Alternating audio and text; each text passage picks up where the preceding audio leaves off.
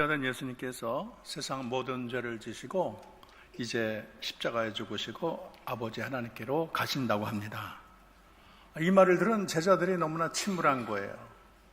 굉장히 우울해졌어요.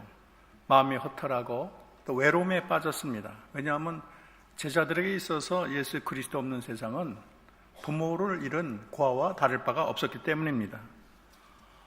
이러한 제자들의 마음을 헤아린 예수님은 18절에 내가 너희를 고아와 같이 버려두지 아니하고 너희에게 돌아오리라. 조금 있으면 세상은 다시 나를 보지 못할 것이로되 너희는 나를 보리니 이는 내가 살아있고 너희도 살아있겠습니다. 그렇게 말을 하십니다. 왜 예수님께서 세상이 예수님을 보지 못할 것이라고 말을 했을까요? 그것은 이제 장차 곧 예수님은 십자가 달려 이 세상을 떠나기 때문인 것입니다. 그런데 왜 또 예수님이 또다시 볼 것이라고 말을 했을까요? 그것은 예수님이 무덤에 갇히지만 다시 부활하시고 제자들을 만날 뿐 아니라 비록 승천하시지만 보혜사를 통해서 우리 주님이 우리 마음속에, 제자들 마음속에 거하시기 때문인 것입니다. 오늘 본문 18절에 내가 너희를 고아와 같이 버려두지 아니하고 너희에게 오리라. 이 말이 참 우리에게 위로가 됩니다. 여러분, 부모 없는 고아는 얼마나 불쌍한가요? 아이들이 운동장에 모여서 막 놀고 있습니다. 하여간 시간 가는 줄 모르고 너무 신나서 놀고 있어요. 그런데 저녁에 서쪽 하늘에 붉게 물들고 태양이 이제 산 넘어가는 중이에요. 어둠이 찾아옵니다. 아이들은 너무 즐거워서 어둠이 다가온다는 것도 잘 몰랐어요. 그런데 엄마가 부르는 거예요. 철수야, 영희야 부르면은 그 놀던 것 아무리 재미있어도 다 놔두고 엄마한테 가지 않습니까? 그러면 엄마는 그 아이를 씻기고 흙투성이된 옷을 벗기고 식탁에 둘러앉아서 오늘 뭐가 재미있었니? 뭐가 기뻤니? 이야기를 담소를 나눕니다. 그리고 시간을 다 보내면 또 아이를 자장가를 불러주고 이 가족의 따뜻한 사랑을 받고 이제 행복한 꿈을 꾸게 됩니다. 그런데 고아는 어떻습니까? 해가 솟아내지만 아무도 자기 이름을 부르는 사람이 없어요. 쓸쓸하게 집에 가도 자기를 맞이하는 사람이 없어요. 밥을 해놓고 맛있는 음식을 넣고 환대하는 얼굴도 없어요. 잘 때 잘 자라 인사하는 이도 없어요. 자장가도 불러주는 이도 없고 또 이불을 걷어차도 덮어주는 자가 없어요. 정말 고아가 많이 힘들 때는 몸이 아플 때요. 몸이 아파서 불 꺼진 방에 있지만 아무도 반기는 이 없고 따뜻한 차 하나 제공하는 사람이 없어요. 그럴 때는 얼마나 눈물이 나올까요? 이 부모는 마땅히 이 자식을 책임져야 됩니다. 근데 이제 말세가 되니까 자식을 책임지지 않는 무정한 부모님들이 많이 나오고 있어요. 부모 없는 고아는 얼마나 불쌍하겠습니까?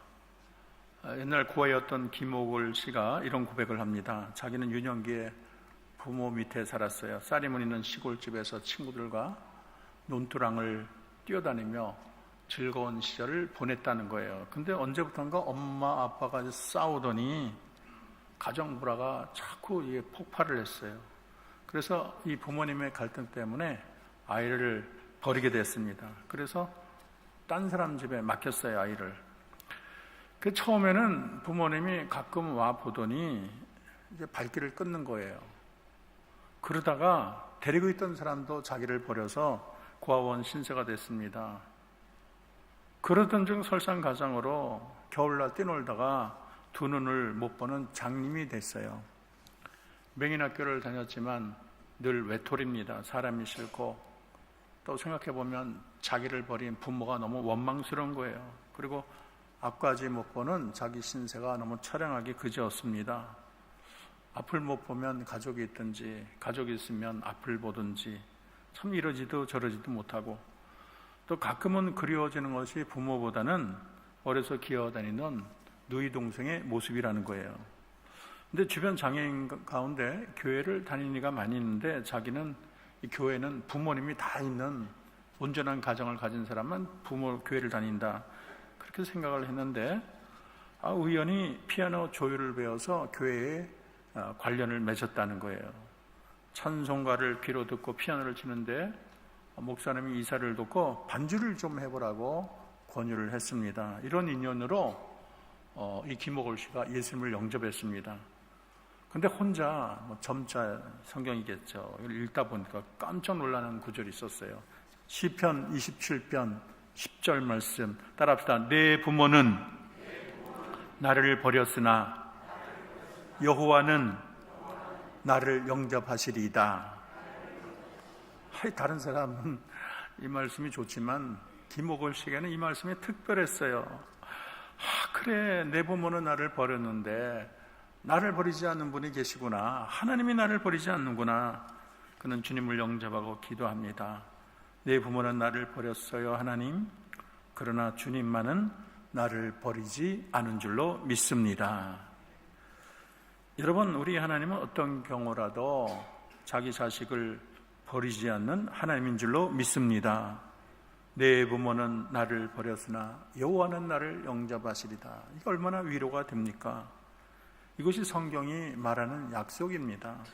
조지 뮬러는 시편 68편 5절에 그는 거룩한 처소에 계신 하나님은 고아의 아버지시며 과부의 재판장이라는 말씀을 듣고서 수많은 그런 고아들을 사랑으로 돌봤어요. 그리고 매일매일 양식 청구서를 하나님 앞에 내밀었어요. 하나님이 고아의 아버지가 아니십니까? 자기가 누구한테도 의뢰하지 않았어요. 하나님이 주기를 기도만 했어요. 그리고 매번 하나님께 청구서를 내미는 거예요. 아버지면은 그 자녀를 책임지는 게 아버지 의무가 아닌가요? 하나님, 이 많은 아이를 내가 기를 능력이 없습니다. 고아의 아버지이신 하나님께서 필요한 모든 것을 공급하소서. 그는 평생토록 그 많은 그런 아이들을 길렀지만은 한 번도 부족함이 없고 하나님이 때를 따라 돕는 눈에 까마귀를 통해서라도 먹을 것을 주셨다는 거예요. 그뿐 아니라 이사야 49장 15절 보면 이 하나님의 아버지의 절절한 사랑을 우리가 읽을 수가 있는데, 여인이 어찌 그 젖먹는 자식을 잊겠으며 자기 태에서 난 아들을 긍휼히 여기지 않겠느냐.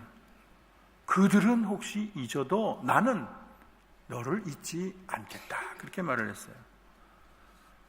이 엄마가 자기 태에서 난 아이를 사랑하고 돌보는 것은, 그것은 하늘이 준 천품이에요. 누구나 자기 아이를 그렇게 사랑하고 있습니다.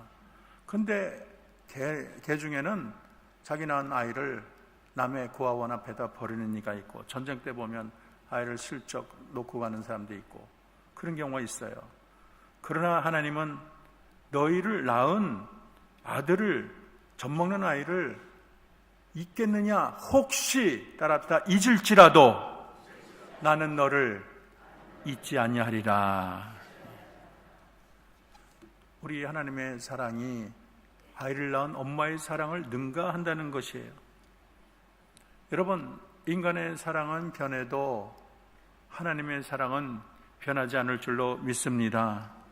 우리가 인생을 살다 보면 세상에 나만 홀로 남았다는 생각을 할 때가 있어요. 외롭고 허전하고 두렵고 절망을 느낄 때가 있습니다. 근데 주님께서는 분명히 우리에게 내가 너희를 고아와 같이 버려두지 아니하리라. 여러분, 각자를 향해서 하나님이 또렷하게 말씀하는 줄로 믿습니다. 마태복음 28장 20절에는 내가 너희에게 명령한 모든 것을 그들에게 가르쳐 지키게 하라. 보라, 내가 세상 끝날까지 항상 너희와 함께 하리라. 여러분, 이렇게 확실한 하나님의 은혜의 말씀이 있기 때문에 우리는 더 이상 고아가 아닌 줄로 믿습니다. 우리가 부모님이 세상을 떠나게 되면 참 그렇게 고아가 되지만은 세상을 떠난 그 자리에 하나님이 어떤 말씀하시는지 알아요? 육신의 부모는 한계가 있어서 너희를 떠나지만 하나님 아버지는 영원히 지켜주겠다는 말씀을 하시는 거예요. 여러분, 우리에게는 영원한 아버지 하나님, 우리에게는 영원한 예수님이 계신 줄로 믿습니다. 이 아버지는 참 좋으신 아버지신데 마태복음 6장 31절 그러므로 염려하여 이르기를 무엇을 먹을까 마실까 무엇을 입을까 염려하지 마라. 이는 다 이방인들이 구하는 것이라. 너희 전부 아버지께서 이 모든 것이 너희에게 있어야 할 줄을 아시느니라.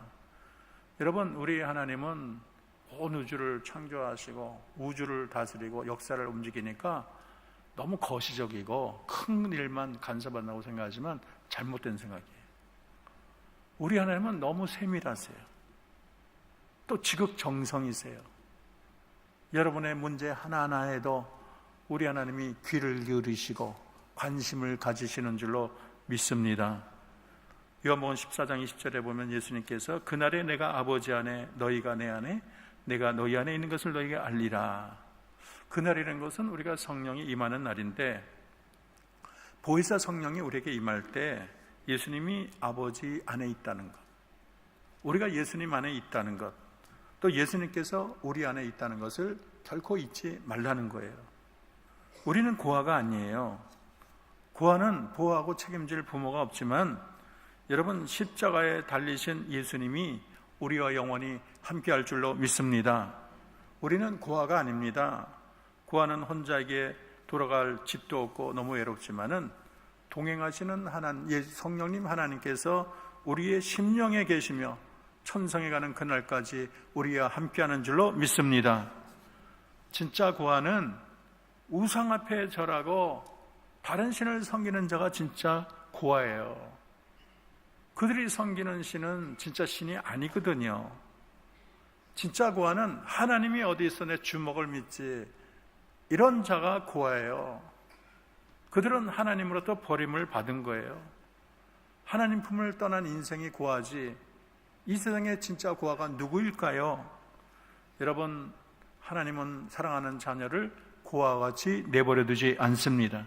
우리와 함께 하시고 우리와 동행하시고 우리를 인도하시고, 하나님은 여러분 각자에 대해서 관심이 많다는 것을 아시기를 바랍니다. 나를 향한 그 생각을 바다의 모래알보다 많다는 것을, 하늘의 별보다 더 많은 생각을 하고 있다는 것을 우리는 마음속에 깨닫고 하나님 안에 위로를 받아야 될 줄로 믿습니다. 우리의 삶이 힘들고 어렵더라도 고아와 같이 내버려 두시하시는 하나님, 우리를 보호하시고 살피시는 하나님, 그 하나님을 우리가 믿고 또 믿어야 될 줄로 믿습니다. 마지막으로 우리 주님이 하나님이 사랑을 입은 이 성도들이 이 세상을 어떻게 살아야 되나 하는 질문 앞에 오늘 21절은 이렇게 말을 합니다. 여러분, 성경 21절을 우리 다 같이 큰 목소리로 한번 읽어보겠습니다. 성경 21절 시작. 나의 계명을 지키는 자라야 나를 사랑하는 자니 나를 사랑하는 자는 내 아버지께 사랑을 받을 것이요 나도 그를 사랑하여 그에게 나를 나타내리라. 이제 교회에서 훈련을 잘 받고 이제 몇십 년간 믿음 생활을 한 사람은 계명 율법 얘기만 들으면 알레르기 반응이 있어요. 율법이라는 것은 우리를 멸망으로 몰아넣는 어떤 사냥꾼의 덫처럼 생각을 해요. 그렇기 때문에 이거는 뭐 사탄이 들고 다니고 우리를 새를 잡듯이 우리를 죄짓게만 하고 망하게 하는 게 율법이다, 그렇게 생각하는데 그거는 잘못된 생각입니다. 하나님이 우리에게 율법을 주신 이유는 우리를 망하라고 주신 게 아니고요, 우리가 하나님의 뜻 안에서 행복하고 평안하고 생명을 누리라고 준 거예요. 율법을 무시하고 제멋대로 산 개인과 그 민족은 망하기 마련인 것입니다. 소돔과 고모라가 불로 심판을 받은 것은 그들이 하나님의 계명을 헌신짝처럼 여기고 마음대로 죄를 짓고 그러다가 그 진노가 하늘을 찔러서 하나님의 심판을 받은 거예요. 성경은 이 신명기에서 계명이 우리의 행복을 위한 것, 우리를 복주기 위한 것임을 분명히 밝히고 있습니다.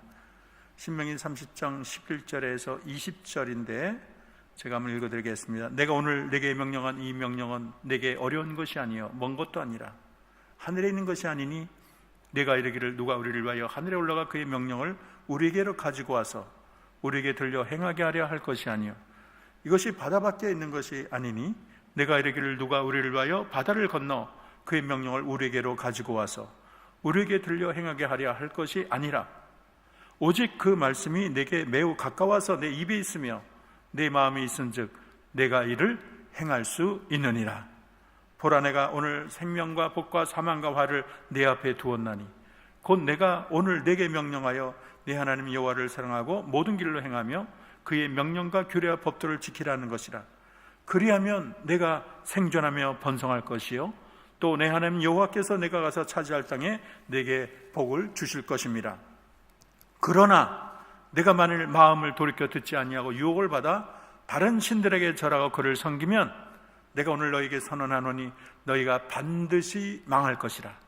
너희가 요단을 건너가서 차지할 땅에 너희 날이 길지 못할 것이니라. 내가 오늘 하늘과 땅을 불러 너희에게 증거를 선노라. 내가 생명과 사망과 복과 저주를 내 앞에 두었은즉 너와 내 자손이 살기 위하여 생명을 택하고 내 하나님 여호와를 사랑하고 그의 말씀을 청종하며 또 그를 의지하라. 그는 내 생명이시요 장수이시라. 여호와께서 내 조상 아브라함과 이삭과 야곱에게 주리라고 맹세하신 땅을 내게 거주하리라. 여러분 믿습니까? 오늘 말씀 가운데 19절 20절 내가 오늘 하늘과 땅을 불러 너에게 증거를 삼노라. 내가 생명과 사망과 복과 저주를 내 앞에 두었은즉 너와 내 자손이 살기 위하여 생명을 택하고 내 하나님 여호와를 사랑하고 그의 말씀을 청종하며 그를 의지하라. 하나님의 주신 계명이 우리에게 복과 생명을 주기 위한 것임을 분명히 말하고 있어요.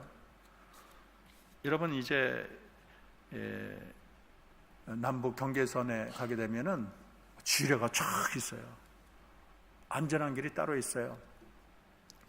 근데 하나님이 말하는 게 그거예요. 야, 너희들은 이 계명을 지켜라. 율례의 길을 걸어라. 거긴 지뢰가 없어. 안전한 길이야. 그 길로 가면 너희는 영광의 나라에 갈 수가 있어. 그러나 그 길에서 이탈하는 순간 너희는 지뢰를 받게 되는 거야. 이 길에서 이탈하면 너희는 죽게 돼. 이러한 의미로 우리에게 생명을 주시려고, 복을 주시려고 하나님이 우리에게 계명을 주신 줄로 믿습니다. 하나님이 이렇게 선한 의도로 계명을 주셨지만 문제는 우리가 연약해서, 우리가 본성이 너무 타락해서 그 선하신 계명을 지키지 못하고 넘어지는 게 문제예요. 인간의 연약함을 통찰하신 하나님께서 자기의 아들을 십자가에 보내셔서 우리를 구한 것이, 이것이 우리로서 얼마나 감사합니까? 율법 자체가 나빠서가 아니에요. 우리가 타락했기 때문에, 우리가 선을 행할 능력이 없기 때문에 율법을 이루지 못하고 하나님의 좋은 뜻으로 준 그런 율법이 우리에게 올무가 된 것입니다. 중요한 것은 구원받은 우리는 율법에서 해방을 했는데 우리가 율법을 다 지켜서 구원을 받은 것이 아니라 우리 주님의 십자가 보혈로 구원받은 줄로 믿습니다. 구원받은 그 이후의 사람들은 율법에서 해방됐으니까 이제 마음껏 율법을 어겨도 된다. 이거는 굉장히 잘못된 생각이에요. 오히려 구원받은 우리 성도들은 베푸신 사랑이 너무 고마워. 어떻게 나 같은 자를 위해서 예수님이 피 흘려 돌아가실 수가 있을까? 그 사랑을 내가 어떻게 갚을 수가 있을까? 이전에 옛사람, 세상의 정욕을 따르던 옛사람을 벗어버리고 하나님이 새 사람을 있게 하셨는데 내가 이제 하늘나라 백성이 되었으니 어떻게 하늘나라 백성답게 살게 될까? 이러한 질문을 가진 자에게 오늘 주님이 21절에 말을 하는 거예요. 나의 계명을 지키는 자라야 나를 사랑하는 자니 나를 사랑하는 자는 내 아버지께 사랑을 받을 것이요 나도 그를 사랑하여 그에게 나를 나타내리라. 여러분, 우리가 하나님을 사랑한다면 하나님의 계명을 지켜야 될 줄로 믿습니다. 계명이 사랑이에요. 우리는 생각하기를 사랑은 초콜릿 같고 꿀 같고 솜 같아서 사랑은 부드럽고 향기롭고 아름다운 것인데 계명은 차갑고 무섭고 우리를 고통스럽게 하는 거를 생각하는데 사실요, 모든 계명을 한가운데 꽉 모아놓으면 사랑이 된다는 것을 잊어서는 안 되겠습니다. 여러분, 마가복음 12장에서 서기관이 예수님께 가장 큰 계명이 무엇이냐고 물었어요. 그랬더니 예수님이 마가복음 12장 29절 31절에 이렇게 말을 했습니다. 예수께서 대답하시되 첫째는 이것이니 이스라엘아 들으라. 죽어도리 하나님은 유일한 주시라. 내 마음을 다하고 목숨을 다하고 뜻을 다하여 힘을 다하여 주 너희 하나님을 사랑하라 하신 것이요. 둘째는 또 이것이니 내 이웃을 내 자신과 같이 사랑하라 하신 것이로다. 이보다 더 큰 계명이 없느니라. 여러분 믿습니까? 하나님 사랑, 이웃 사랑이 최고의 계명일 뿐 아니라 이 하나님 사랑, 이웃 사랑이 모든 계명을 포괄하는 개념이에요. 우리 예수님은 율법을 폐한 자가 아니라 율법을 완성한 자라는 것을 잊어서는 안 되겠습니다. 우리가 10계명을 중요시하지만 1계명에서 4계명은 하나님을 사랑하라는 거예요. 그리고 5계명에서 10계명은 이웃을 사랑하라는 거예요. 그러니까 이 10계명을 한 단어로 응축시키면 사랑이 나오는 거예요. 모든 계명을 넣고 엑기스를 짜면 2방울이 나오는데 그 2방울이 사랑인 줄로 믿습니다. 저는 이런 비유를 참 좋아해요. 여러분 프리즘을 아시죠? 햇빛에다가 프리즘을 비추게 되면 이 햇빛이 빨주노초 파남보라고 이렇게 쫙 나눠집니다. 근데 거꾸로 이 빨주노초 파남보를 다 모아놓으면 무엇이 될까요? 햇빛이 되는 거예요. 하나님의 사랑을 율법으로 나누면 수백, 수천, 수만으로 갈라지지요. 다양한 색깔로. 그러나 이 세상의 모든 율법의 다양한 컬러를 다 모아놓으면 햇빛이라는 사랑이 된다는 것을 잊어서는 안 되겠습니다. 여러분, 그러므로 하나님이 아들을 십자가에 내어줄 정도로 우리를 사랑했다면, 또 예수님이 피 흘려 여러분 각자를 십자가에 죽을 만큼 사랑했다면 우리도 하나님을 사랑하고 예수님을 사랑하는 것이 마땅할 줄로 믿습니다. 이 사랑이 바로 하나님의 계명을 지키는 거예요. 사랑한다고 말하면서 계명을 지키지 않는 것은 가짜 사랑이에요. 나 하나님 이 세상에 누구보다 사랑해. 내 목숨을 줄 것보다 더 사랑해. 그리고 다른 신 섬겨. 하나님을 섬기면서 바알을 섬기고, 부처를 섬기면서 하나님을 섬겨, 산신령 앞에 절하면서 하나님을 섬겨. 그건 진짜 사랑이 아니에요. 또 이웃을 사랑한다면서 살인을 한다. 가짜 사랑이죠. 이웃을 사랑한다면서 간음을 하고, 이웃을 사랑한다면서 도적질을 한다면 그 진짜 사랑이라고 말할 수가 없어요. 그러니까 주님은 말로만 사랑하지 말고 사랑을 실천하라는 거예요. 내 이웃을 생명 다해 사랑한다. 형제가 형제를 내 몸 이상으로 사랑한다고 하면서 형제가 굶고 어려울 때 본체만 채한다면 어떻게 이것을 진정한 사랑이라고 말을 하겠습니까? 친구를 내는 목숨 다해 사랑한다고 말을 하면서 친구가 큰 어려움에 빠졌을 때 혹시 나보고 도와달라면 어쩌나 그러면서 피한다면, 아니 이것을 어떻게 진정한 사랑이라고 말을 하겠습니까? 그러므로 우리가 주님을 진정 사랑한다면 주의 계명을 지키는 것이고, 또 주의 계명을 지킬 때 우리가 진정으로 하나님을 사랑하는 자가 될 줄로 믿습니다. 여러분에게 약간 주의 깊은 말을 하겠습니다. 이단 중에는 예수님이 십자가에 돌아가셨기 때문에 예수님이 과거의 죄와 미래의 모든 죄를 이미 십자가에서 다 우리 죄값을 치렀다는 거예요. 그러니까 죄를 짓는 게 문제가 아니고, 죄를 짓고 나서 다 용서했는데 그거를 믿지 않고 죄의식을 갖는 것이 문제다 그러면서 방종을 부추기는 이단이 있어요. 이제 뭐 죄 지어도 잠깐 회개하면 되지 이러면서 죄를 마음껏 지는 자들이 있어요. 어떤 사람은 창녀촌의 창녀들을 구원시킨다고 그들과 같이 생활을 하며 잠도 같이 자고 그러면서 복음 전한대. 이게 말이 되는 겁니까? 이런 자들에게 하나님이 무서운 말씀을 하십니다. 베드로전서 2장 20절 22절 만일 그들이 우리 주 되신 구주 예수 그리스도를 알므로 세상의 더러움을 피한 후에 다시 그 중에 얽매이고 지면 나중 형편이 처음보다 심하리라.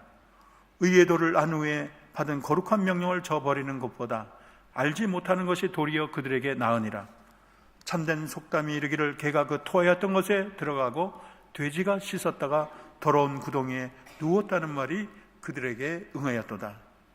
야고보서 2장 26절 영혼 없는 몸이 죽은 것 같이 행함이 없는 믿음은 죽은 것이라. 마태복음 7장 21절 23절 나더러 주여 주여 하는 자마다 천국에 들어갈 것이 아니요 다만 하늘에 계신 내 아버지의 뜻대로 행하는 자라야 들어가리라. 그날에 많은 사람이 나더러 이르되 주여 주여 우리가 주의 이름으로 선지자 노릇하고 주의 이름으로 귀신을 쫓아내고 주의 이름으로 많은 권능을 행하지 아니하였나이까 하리니 그때 내가 그들에게 밝히 말하되 내가 너희를 도무지 알지 못하니 불법을 행하는 자들아 나에게 떠나가라 하리라. 우리가 이 말을 항상 경고 삼아 구원받은 우리는 구원을 완전히 이루기까지 두려움과 떨림으로 경건과 거룩을 지켜야 될 줄로 믿습니다. 마지막으로 23절 우리 크게 한번 읽어볼까요? 시작. 예수께서 대답하여 이르시되 사람이 나를 사랑하면 내 말을 지키리니. 거기까지만 읽겠습니다. 여러분 따라합시다. 사람이 나를 사랑하면 내 말을 지키리니. 무슨 말인가요? 사랑이 주님의 계명을 지키는 원동력이 된다는 거예요. 이전에는 벌 받으니까 계명을 지키고 지옥 가니까 계명을 지켰다면 예수님의 십자가 은혜로 구원받은 백성들은 주님을 너무 사랑하니까 기쁨으로 우리가 기뻐서 어쩔 줄 몰라서 주의 계명을 지키게 되는 줄로 믿습니다. 이전에는 계명이 너무 무겁고 힘들었어요. 숨이 막혔어요. 이제는 계명 지키는 게 너무 기뻐요. 마지 못해서가 아니라 기뻐서 그 은혜 너무 고마워 어쩔 줄 몰라서 주님의 뜻을 행합니다. 우리가 은혜 받기 전에는 왜 이렇게 주일이 빨랑 오냐, 너무 빨랑 온다, 주일 한 번이면 되지, 무슨 한국 기독교는 수요일도 나오라 금요일도 나오라 새벽 예배까지 나오라, 정말 이상한 종교다. 아니 11조 해야 되나? 요즘 11조 사라진 거 아니야? 감사헌금까지 해야 돼? 교회가 뭐 이 모양 저 모양 우리 푼돈까지 다 긁어간다. 그렇게 원망불평하던 자가 하나님의 은혜에 깊이 잠기게 되면, 하나님의 사랑에 깊이 흠뻑 젖게 되면 달라져요. 주일이 기다려지고 수요일이 기다려지고 금요일 빨랑 오면 좋겠다. 아니야, 맨날 나는 새벽마다 주님 앞에 첫 시간을 하나님께 바쳐야 돼. 11조 갖고 안 돼. 어떤 사람 10의 2조를 바쳐야 돼. 감사헌금 바쳐야 돼. 나는 늘 부족해. 받음과 은혜는 만인데 나는 바치는 거 몇 개밖에 바치지 못해. 그래서 은혜 받은 성도는 하나님의 율례와 계명과 그 모든 우리의 할 일을 기쁨으로 행하는 줄로 믿습니다. 말을 맺겠습니다. 이 세상 험하고 나 비록 약하지만 내 부모는 나를 버리고 내 아내와 내 남편이 나를 떠나도 심지어 내 자식이 나를 떠날지라도 내가 믿고 의지하는 예수님 하나님은 나를 고아와 같이 버려두지 않을 줄로 믿습니다. 세상 끝날까지 우리와 영원히 할 줄로 믿습니다. 이 말이 우리의 힘이 되고 위로가 됩니다. 이제 큰 은혜, 큰 사랑받은 우리는 기쁨으로 그 은혜를 갖기 위하여 주님을 더욱 사랑하고 주의 계명에 최선을 다하는 저와 여러분 되기를 주의 이름으로 기도합니다. 기도합시다. 하나님 감사합니다. 우리 주님은 사랑하는 제자들을 고아와 같이 내버려 두지 않겠다, 그들에게 위로의 말씀을 주셨습니다. 하나님, 제자들만 고아가 아니라 이 자리엔 우리 모두도 고아와 같습니다. 하나님, 주님 없는 세상 무슨 재미로 살까요? 주님 없는 명예, 주님 없는 재산 무슨 의미가 있을까요? 우리 주님만이 우리의 영원한 아버지가 되어주시고 우리 주님만이 우리의 능력과 소망이 되는 줄로 믿습니다. 받은 바 은혜를 생각하며 하나는 감사와 기쁨으로 주님의 뜻을 늘 행하는 저희들이 되게 도와 주옵소서. 예수님의 이름으로 기도합니다.